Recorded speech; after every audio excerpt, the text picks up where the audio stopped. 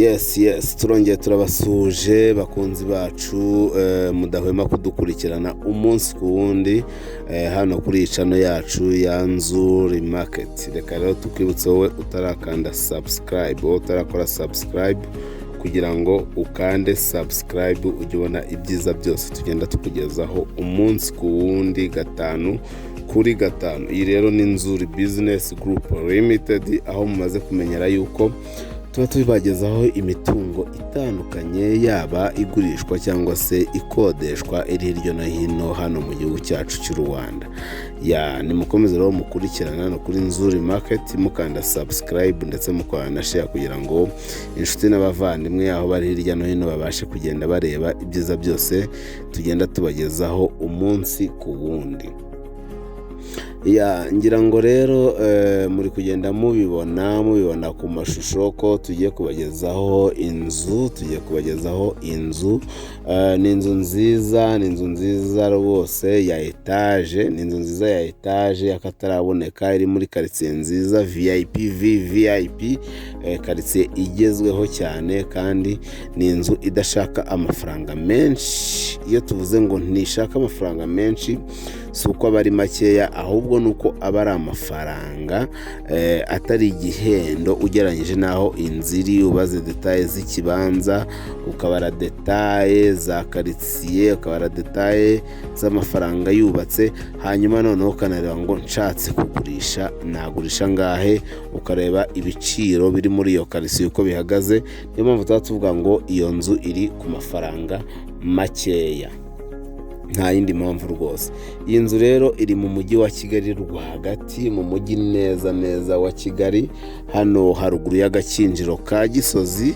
Ni mu karere ka Gasabo, rwose hano ahakunzwe kwitwa ku izina rya Kagugu, hafi ya Fawe, hafi ya Bertoire, hafi y'umurenge wa Gisozi, hafi ya kaminuza y'Iyerika. Ni hafi y'ibintu byose. Ni ahantu heza kabisa, ni ahantu heza. Ngira ngo iyi nzu ntigucike, iri hano rwose mu karere ka Gasabo, ahazwi nko ku Kagugu, ndetse ikaba iri kuri kaburimbo nk'uko mwagiye mubibona ku mashusho.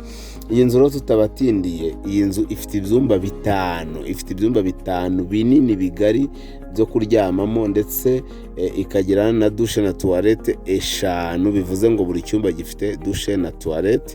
Hanyuma salo ikagira salo nyine uruganiriro, ikagira salle à manger, ndetse ikagira na cuisine moderne yo mu nzu, ari nako kandi igira na annex. Iyi nzu rero iri kuri kaburimbo nk'uko muri kugenda mubireba, kandi noneho akarusho k'iyi nzu nuko ikora ku mihanda ibiri ya kaburimbo, nuvuga ngo umwe umanuka n'undi uyikata munsi nk'uko muri kubireba hano ku mashusho. Bivuze yuko iyi nzu ifite ibibanza birenze kimwe, bitewe n'ukuntu nyine iri mu kibanza kinini cyane kirengeje metero kare 600, kandi ikabikora ku mihanda ibiri. Iyi nzu rero ntigucike, twabwiye ko ifite ibyumba 5, douche na toilette 5, salo, salle à manger, cuisine, kandi ikaba ifite jardin nini, ibiti bigiye birimo imbere nabyo murabira. Ifite jardin, ikagira na parking bihagije.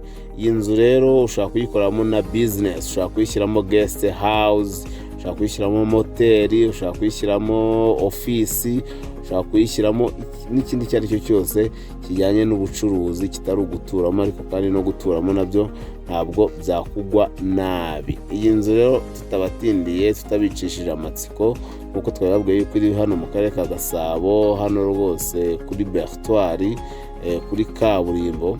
Iyi nzu ubu ndabizi bamwe bari kwibaza umubare w'amafaranga ariho, abenshi byanga bikunda tubwizanyije ukuri, muri gutekereza amafaranga ari muri miliyoni ziri hejuru ya 250, 300, bitewe na quartier nuko mwagiye muyibona. Ariko nta banga ririmo, kubera ko tuba twahabagereye tukavuga tuti reka tugerageze tujye mu mwanya w'umukiriya tunegosiye dukatuze, kubera ko umukiriya rwose natwe niwe tuba dukeneye. Iyi nzu rero irashaka amafaranga make ugereranyije na kondisiyo zayo, naho iri nuko ingana, byose detail nyinshi cyane tutagiye kugarukaho. Iyi nzu ishaka miliyoni 200 ziri negosiyabure, bivuga ni miliyoni 200 ariko kandi babasha kugabanya.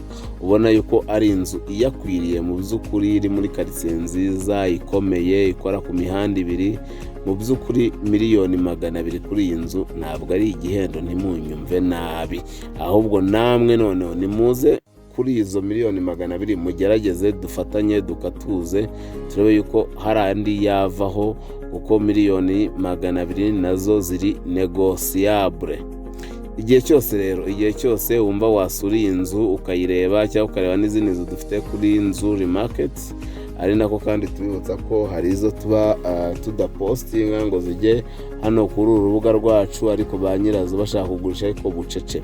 Izi nzu rero, iyi nzu wayikunze waduhamagara kuri 0788 48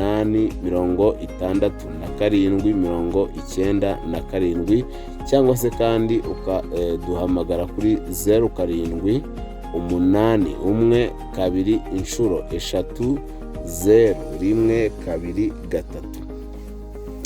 Si ibyo gusa rero, ushaka kudusanga dukorera ku Muhima kuri Yamaha, umanutse usa n'ugana Nyabugogo, ni inzu ya kabiri uvuye muri feruje ya Yamaha y'amatafari ahiye yanditseho Shema House. Dukorera muri etaje yayo ya nyuma, umuryango wa mbere ureba ku Gisozi cyangwa se umuryango wa mbere mu gikari. Niyo mpamvu rero rwose tuba tubategurira ibyiza byose byabagirira umumaro. Inzu nziza nk'iyi ngiyi, ibibanza biri strategique biri ahantu heza, ni twebwe ba mbere tubasha kubafasha kugura, kugurisha kandi mu buryo bwizewe. Waba ugura ukamenya ngo uguza ahantu hatari mu manegeka, uguza ahantu hadafite ikibazo icyo ari cyo cyose, waba kandi unagurisha ukamenya ngo ushize impungenge. Ni karibu cyane rero. Mushobora kandi no gukomeza mudusura ku mbuga nkoranyambaga zacu arizo Instagram, Facebook page, Twitter, hose n'ubundi twitwa NZIZA market. Tubafite rero serivisi nyinshi cyane zifite aho zihuriye rwose n'ibikorwa remezo, haba ku managingira imitungo yanyu itimukanwa. Ibyo turabikora kandi rwose neza cyane, mukabasha kunguka, haba kubimura, haba kubakorera amapura no kububakira. Ni serivisi nyinshi izo arizo zose, nyinshi zireba zigufasha rwose kugera kuri gahunda yawe ya gira icumbi. Zose turaziguha. Ni karibu cyane rero, ni karibu cyane. Komeza ukande subscribe, uze wirebera ibyiza byose tuba tubafitiye iwacu muri NZIZA Business Group Limited. Umukiriya ni umwami rwose, nimutugane tubimure, tububakire, tubamanagingira imitungo, ariko by'akarusho turabakunda cyane.